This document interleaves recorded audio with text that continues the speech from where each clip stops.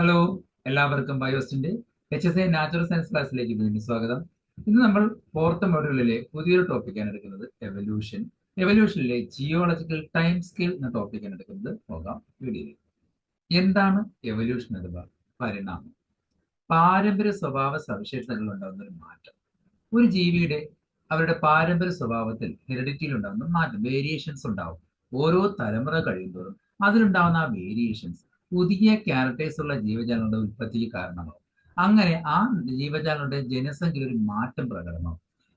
ഈ ഒരു മാറ്റം പ്രകടമാകുന്ന പ്രക്രിയയാണ് എവല്യൂഷൻ അഥവാ പരിണാമം എന്ന് പറയുന്നത്. ഇതിന് കാരണമാകുന്നത് ജനിതക വ്യതിയാനങ്ങൾ. ഓരോ തവണ മീറ്റിംഗ് നടക്കുമ്പോൾ, ക്രോമസോം റീകോമ്പിനേഷൻ നടക്കുമ്പോൾ ഉണ്ടാകുന്ന വ്യതിയാനങ്ങൾ, അല്ലെങ്കിൽ മ്യൂട്ടേഷൻ ഉൽപരിവർത്തനം നടക്കുമ്പോൾ, അല്ലെങ്കിൽ സ്വാഭാവിക തിരഞ്ഞെടുപ്പ് നാച്ചുറൽ സെലക്ഷൻ, പ്രകൃതി തന്നെ സെലക്ഷൻ ചെയ്യുന്നതിന്റെ ഫലമായിട്ട് ഒരുപാട് മാറ്റങ്ങളുള്ള പുതിയ ജീവജാലങ്ങൾ ഉണ്ടായേക്കാം. ഈ മാറ്റങ്ങൾ ഓരോ തലമുറ കഴിയുന്നതോറും വീണ്ടും അതിൽ മാറ്റം വന്ന് പുതിയ ജീവജാലങ്ങൾ ഉണ്ടാവുകയും ചെയ്യും. അതോടൊപ്പം ജീവജാലങ്ങളുടെ എണ്ണത്തിൽ വ്യത്യാസങ്ങൾ ഉണ്ടാവുകയും ചെയ്യും. അപ്പോൾ പാരമ്പര്യ സ്വഭാവത്തിലുണ്ടാകുന്ന ആ മാറ്റങ്ങൾ പല കാരണങ്ങളുണ്ടാകും. മീറ്റിംഗ് വഴി ഉണ്ടാകാം, മ്യൂട്ടേഷൻ വഴി ഉണ്ടാകാം. ഓരോ തലമുറ കഴിയുമ്പോഴും ഇങ്ങനെ മാറ്റങ്ങൾ ഉണ്ടാകുമ്പോൾ പുതിയ സ്വഭാവമുള്ള ജീവജാലങ്ങൾ ഉണ്ടാകാനുള്ള ചാൻസ് കൂടുതൽ. അങ്ങനെയാണ് ഇന്ന് കാണുന്ന എത്രയും സ്പീഷീസ് ഉണ്ടായത്, അല്ലേ? അത് ആ ഒരു പ്രോസസ്സിനല്ലേ പരിണാമം എന്ന് പറയുന്നത്. ചാൾസ് ഡാർവിനെയാണ് പരിണാമത്തിന്റെ പിതാവായിട്ട് കണക്കാക്കുന്നത്. എവല്യൂഷന്റെ ഫാദർ ഓഫ് എവല്യൂഷൻ, അല്ലെങ്കിൽ എവല്യൂഷന്റെ പിതാവായിട്ട് കണക്കാക്കുന്നത് ചാൾസ് ഡാർവിനെയാണ്. എവല്യൂഷനിൽ നമുക്ക് പഠിക്കാനുള്ളത് ജിയോളജിക്കൽ സമയക്രമം അഥവാ ജിയോളജിക്കൽ ടൈം സ്കെയിൽ. അതായത് ഭൂമിയുടെ ഉൽപ്പത്തി, ഭൂമി ഉണ്ടായത് എങ്ങനെയാണെന്നൊക്കെ നമ്മൾ പഠിച്ചിട്ടുണ്ട്, അല്ലേ? ആ ഭൂമിയുടെ ഉത്ഭവം മുതൽ ഇന്ന് വരെയുള്ള ഭൂമിയുടെ ആയുസിനെയാണ് ജിയോളജിക്കൽ ടൈം സ്കെയിൽ കൊണ്ട് ഉദ്ദേശിക്കുന്നത്. ഇതിൽ ഭൂമിയുടെ ചരിത്രത്തെ പല ഇടവേളകളായോ യൂണിറ്റുകളായോ വിഭജിച്ചിട്ടുണ്ട്. ഈ ഒരു മൊത്തം ആയുസിനെ പല ഇടവേളകളായിട്ട് അല്ലെങ്കിൽ യൂണിറ്റുകളായിട്ട് ഡിവൈഡ് ചെയ്തിട്ടുണ്ട്. ഇതിൽ ഏറ്റവും വലിയ യൂണിറ്റ് ആണ് ഇറ അഥവാ കാലം എന്ന് പറയുന്നത്. അപ്പം ഈ ഒരു ഭൂമിയുടെ ആയുസിനെ പല പല യൂണിറ്റുകൾ അല്ലെങ്കിൽ ഇടവേളകളായിട്ട് ഡിവൈഡ് ചെയ്തിട്ടുണ്ടെന്ന് പറഞ്ഞല്ലോ. അതിൽ ഏറ്റവും വലിയ യൂണിറ്റ് ആണ് കാലം അഥവാ ഇറ എന്ന് പറയുന്നത്. കാലങ്ങളെ വീണ്ടും ഡിവൈഡ് ചെയ്തിട്ടുണ്ട്. കാലങ്ങളെ കാലഘട്ടം അഥവാ പീരിയോഡ്സ് ആയിട്ട് ഡിവൈഡ് ചെയ്തിട്ടുണ്ട്. പിന്നീട് ഈ പീരിയോഡ്സിനെ, കാലഘട്ടങ്ങളെയും യുഗങ്ങൾ അഥവാ എപ്പോക്സ് ആയിട്ട് ഡിവൈഡ് ചെയ്തിട്ടുണ്ട്. ഏറ്റവും വലിയ യൂണിറ്റ് കാലം, കാലത്തിനെ കാലഘട്ടം, കാലഘട്ടങ്ങളെ യുഗങ്ങളായിട്ട് തിരിച്ചിരിക്കുന്നു. ഒരു ജിയോളജിക്കൽ ടൈം സ്കെയിലില് യൂണിറ്റുകളെ അറേഞ്ച് ചെയ്തിരിക്കുന്നത് പഴയ യൂണിറ്റുകൾ എപ്പോഴും താഴെയായിട്ടും പുതിയ യൂണിറ്റുകളെ മുകളിലായിട്ടായിരിക്കും ക്രമീകരിച്ചിരിക്കുന്നത്. അതായത് പഴയ യൂണിറ്റുകൾ സ്കെയിലിന്റെ താഴ്ഭാഗത്തായിട്ടും അതിന്റെ മുകളിലായിരിക്കും പുതിയ യൂണിറ്റുകളെ അറേഞ്ച് ചെയ്തിരിക്കുന്നത്. ജിയോളജിക്കൽ ടൈം സ്കെയിലിലെ ഏറ്റവും വലിയ യൂണിറ്റ് കാലമാണെന്ന് പറഞ്ഞല്ലോ. ഇറ കാലമാണ് ഏറ്റവും വലിയ യൂണിറ്റ് എന്ന് പറയുന്നത്. പ്രധാനമായിട്ടും 8 കാലങ്ങളാണുള്ളത്. ഇപ്പൊ ഞാൻ റെഫർ ചെയ്ത ടെസ്റ്റിനകത്ത് 8 കാലങ്ങളുണ്ട്. എന്നാൽ ചില HSA ഗൈഡിലൊക്കെ 7 കാലങ്ങളായിട്ട് കാണുന്നുണ്ട്. ചില കാലങ്ങളെ സംയോജിച്ചുകൊണ്ട് ഒറ്റ കാലമാക്കിയായിരിക്കും അവർ പറഞ്ഞിരിക്കുന്നത്. അപ്പം എൻ്റെ MSc ഞാൻ പഠിച്ച ടെസ്റ്റിനൊക്കെ 8 കാലങ്ങളായിട്ട് തിരിച്ചിട്ടുണ്ട്. അതുകൊണ്ട് ഞാൻ ആ ഒരു നോട്ടാണ് പ്രിപ്പയർ ചെയ്തത്. അതിൽ ഒന്നാമത്തെ കാലമാണ് അസോയിക് കാലം, അല്ലെങ്കിൽ അസോയിക് ഇറ എന്ന് പറയാം. ഏറ്റവും പഴക്കം ചെന്ന കാലമാണ്. അത് ഭൂമിയുടെ ഉത്ഭവം ഉള്ള കാലമായിരിക്കും. ഏറ്റവും പഴക്കം ചെന്ന കാലമാണ്. ഏകദേശം 2000 ദശലക്ഷം പഴക്കമുള്ള ഒരു കാലഘട്ടം. ദശലക്ഷമാണ്, മില്യൺസ് ഇയേഴ്സ് പഴക്കമുള്ള ഒരു കാലമാണ് അസോയിക് കാലം എന്നറിയപ്പെടുന്നത്. ഭൂമിയുടെ ഉൽപ്പത്തി മുതലുള്ള കാലം, നേരത്തെ പറഞ്ഞു ഭൂമി ഉണ്ടായത് മുതലുള്ള കാലമാണ്. ഏകദേശം 5000 ദശലക്ഷം വർഷം മുമ്പുള്ള ഒരു കാലഘട്ടത്തെ കുറിച്ചാണ് ഇത് പറയുന്നത്. തന്മാത്ര പരിണാമം, മോളിക്കുലാർ എവല്യൂഷൻ നടന്നത് ഈ കാലയളവിലാണ്. അതിന്റെ തെളിവായിട്ട് ഫോസിലുകളൊന്നും ലഭിച്ചിട്ടില്ല. കാരണം അന്ന് ജീവജാലങ്ങളൊന്നും ഉണ്ടായിട്ടില്ല. അതുകൊണ്ട് തന്നെ ഈ കാലയളവിൽ നിന്നും അല്ലെങ്കിൽ ഈ കാലയളവിലുള്ള അത്രയും പഴക്കമുള്ള ഫോസിലുകളൊന്നും ലഭിച്ചിട്ടില്ല. അടുത്ത കാലമാണ് ആർക്കിയോസോയിക് കാലം, ആർക്കിയോസോയിക് ഇറ എന്ന് പറയും. ഏകദേശം 1600 ദശലക്ഷം പഴക്കമുള്ള കാലമാണ്. അവിടെയും ഫോസിലുകളൊന്നും ലഭിച്ചിട്ടില്ല. എന്നാൽ ചില സൂക്ഷ്മജീവികളുടെ പ്രസൻസ് കണ്ടിരുന്ന കാലമാണ്. അതായത് സൂക്ഷ്മജീവികൾ ഉണ്ടായിരുന്ന ഒരു കാലമാണ്.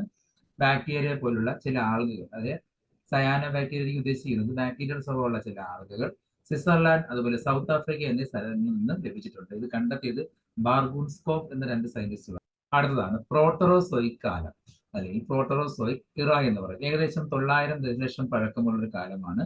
ഇവിടെ താഴ്ന്ന തരം സൂക്ഷ്മജീവികളുടെ ഫോസിലുകൾ ലഭിച്ചിട്ടുണ്ട്. അതായത് തൊട്ട് മുമ്പത്തെ ആർക്കിയോസോയിക് കാലത്തിൽ ഉണ്ടായിരുന്ന സൂക്ഷ്മജീവികളുടെ ഫോസിലുകളൊക്കെ ലഭിച്ചിട്ടുണ്ട്. ഈ കാലം അവസാനിക്കാൻ കാരണമായ റെവല്യൂഷനാണ് ഗ്രാൻഡ് കാനിയോൺ റെവല്യൂഷൻ. അതായത് ഭൂമിയിലുള്ള ഒരു വലിയൊരു വിള്ളൽ, ആ വിള്ളൽ കാരണം ഈ കാലം അവസാനിച്ചു.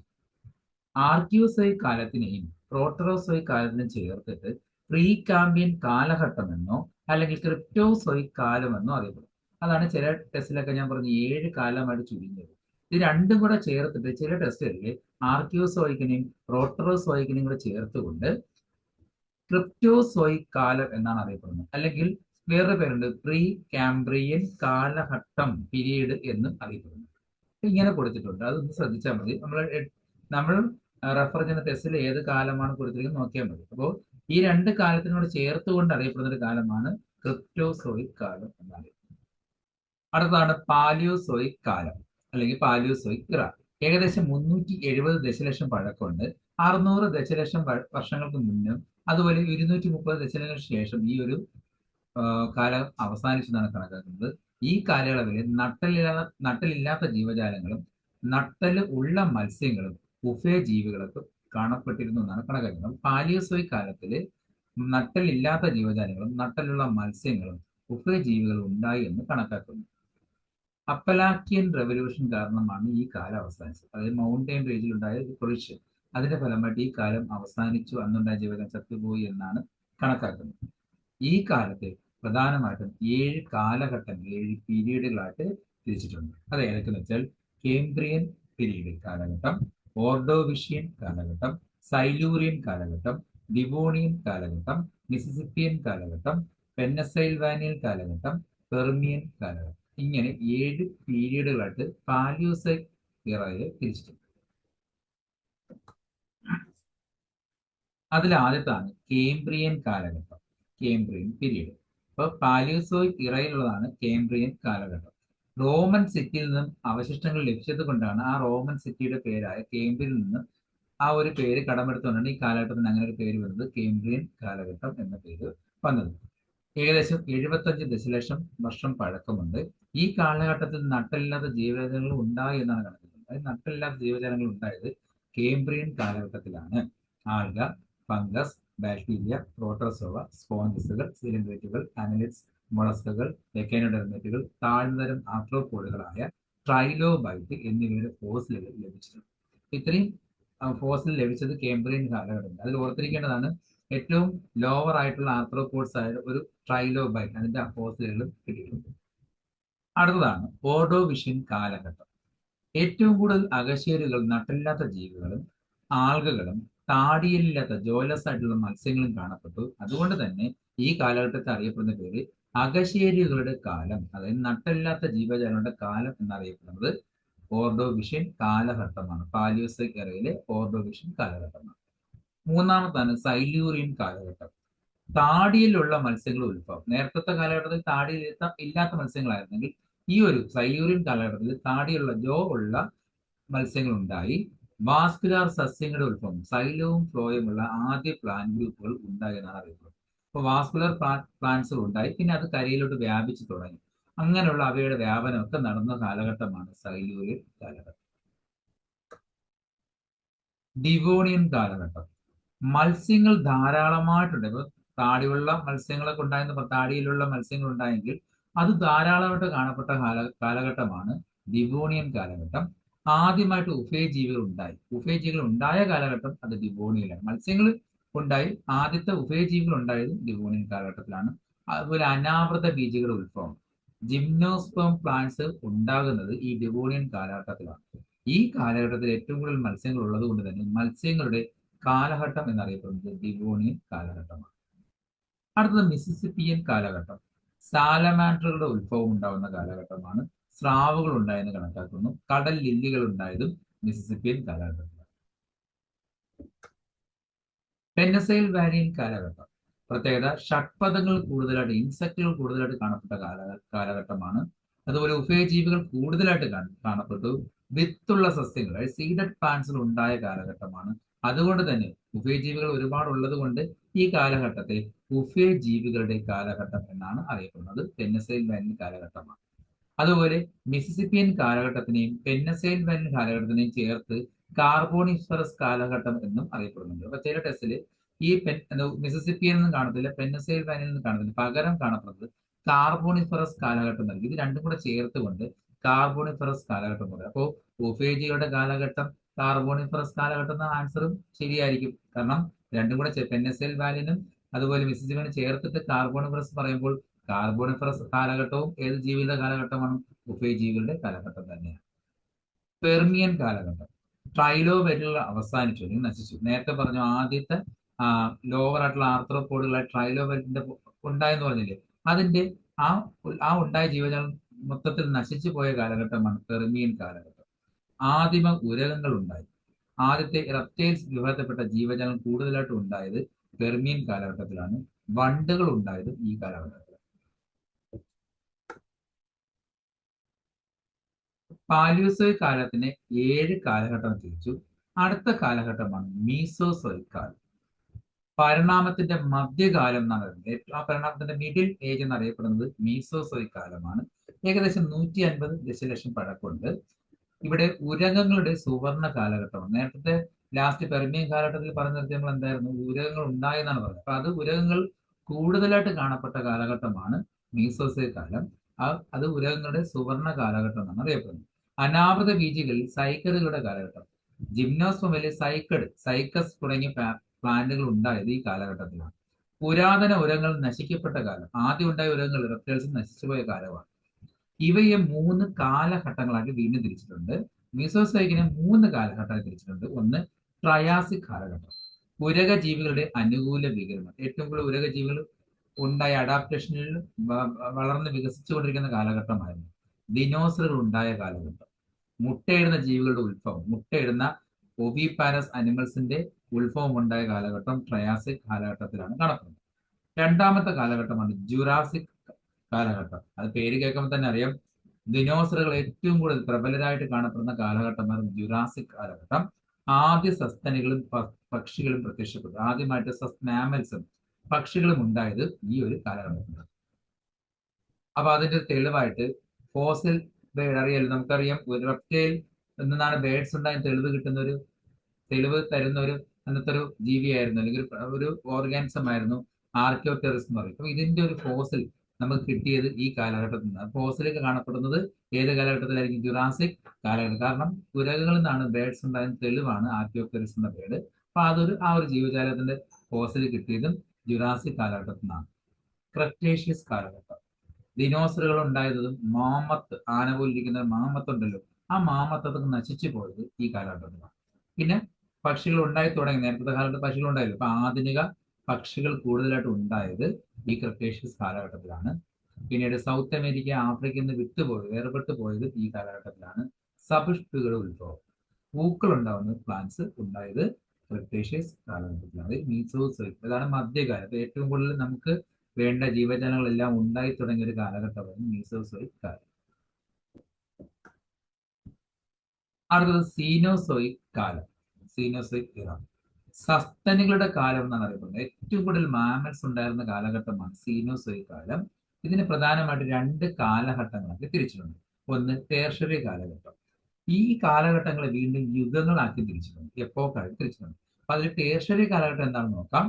സസ്തനികൾ, പക്ഷികൾ, ഷഡ്പദങ്ങൾ, ആനകൾ, കുതിരകൾ, മനുഷ്യന്റെ പൂർവികർ എന്നിവരെല്ലാം കാണപ്പെട്ട കാലഘട്ടം ടേർഷ്യറി കാലഘട്ടമാണ്.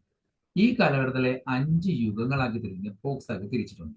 അതിൽ ഒന്നാമതാണ് പാലിയോസിൻ യുഗം, അല്ലെങ്കിൽ പാലിയോസിൻ എപ്പോക്ക് എന്ന് പറയാം. സപുഷ്പകളുടെ രൂപാന്തരണം, അതായത് ആൻജിയോസ്പേം, പൂക്കളുണ്ടാകുന്ന പ്ലാന്റ്സ്, കുറച്ചുകൂടെ മോഡിഫൈഡ് പ്ലാന്റുകൾ ഉണ്ടായി തുടങ്ങി, അഡ്വാൻസ്ഡ് പ്ലാന്റ്സ് ഉണ്ടായി തുടങ്ങി. സസ്തനികൾ കൂടുതലായിട്ടുണ്ടായി. ആദ്യകാല പ്രൈമേറ്റുകൾ, മനുഷ്യരുമായി ബന്ധമുള്ള പ്രൈമേറ്റുകൾ ഉണ്ടായത് പാലിയോസിൻ യുഗത്തിലാണ്. ഇയോസിൻ യുഗം, പ്ലാസന്റ് ഉള്ള സസ്തനികൾ, പ്ലാസന്റൽ മാമൽസ് ഉണ്ടായത് ഈ ഒരു യുഗത്തിലാണ്. സപുഷ്പകൾ ധാരാളമായിട്ടുണ്ടായി, പക്ഷികളും ധാരാളം കാണപ്പെട്ടു. ഒളിഗോസിൻ യുഗം, ഒളിഗോസിൻ യുഗത്തിലെ അനുയോജ്യമായ കാലാവസ്ഥയും അനുയോജ്യമായ കാലാവസ്ഥയാകുന്ന സപുഷ്പകൾ എല്ലായിടത്തും, നല്ല കാലാവസ്ഥ ക്ലൈമറ്റ് ആയതുകൊണ്ട് പൂക്കളുണ്ടാകുന്ന പ്ലാന്റ്സ് എല്ലായിടത്തും വ്യാപിച്ച് കാണപ്പെട്ടു. ആമ, മുതല, ചീങ്കണ്ണി, സസ്തനികൾ എന്നിവയുടെ വളർച്ച പ്രകടമായിരുന്നു. ഈ കാലഘട്ടത്തിലെ ആമയും മുതലയും ചീങ്കണ്ണിയും സസ്തനികളും വളരെ കൂടുതലായിട്ട് കാണപ്പെട്ടു. മിയോസിൻ യുഗം, ഊഷ്മാവ് കുറച്ച്, അന്നത്തെ ഭൂമിയുടെ ടെമ്പറേച്ചർ ഹൈ ആയിരുന്നത് അത് കുറഞ്ഞു വരാൻ തുടങ്ങിയപ്പോൾ മലമുകളിലെ ജീവിത സാഹചര്യം കൂടുതലെടുത്തു. മലയുടെ മുകളിൽ ക്ലൈമറ്റ് നന്ന ഫേവർ ആയപ്പോൾ അവിടെ ജീവജാലങ്ങൾ വളരാൻ തുടങ്ങി. കുറഞ്ഞ ഊഷ്മാവിൽ വളരുന്ന ഇലപൊഴിയും കാടുകൾ രൂപപ്പെട്ടു. മലകളിൽ ഏറ്റവും കൂടുതൽ ഇലപൊഴിയും കാടുകളല്ലേ പഠിച്ചത്? നമ്മൾ ഹിമാലയൻ മലകളെ കുറിച്ച് പറഞ്ഞിരുന്നു, കാടുകളെ കുറിച്ച് പറഞ്ഞപ്പോൾ ഏറ്റവും കൂടുതൽ കാണപ്പെടുന്ന അവിടെ ഇലപൊഴിയും കാടുകളാണ്. അപ്പൊ ആ ഒരു കണ്ടീഷനിൽ ഇലപൊഴിയും കാടുകൾ വളരാൻ തുടങ്ങി. ആധുനിക സസ്തനികൾ രൂപപ്പെടും. ഇന്നത്തെ മോഡേൺ മാമൽസ് ഉണ്ടായത് മിയോസിൻ യുഗത്തിലാണ്. പ്ലിയോസിൻ യുഗം. പുൽമേടുകൾ, മലമുകളിലൊക്കെ പുൽമേടുകളും വ്യാപിച്ചു. അതുപോലെ മറ്റു സ്ഥലങ്ങളിൽ പുൽമേടുകൾ, പുല്ലൊക്കെ ഉണ്ടാകാൻ തുടങ്ങി. മനുഷ്യരൂപികൾ ഉണ്ടാകുന്നത്, മനുഷ്യരുടെ പൂർവികർ ഉണ്ടാകുന്നത്.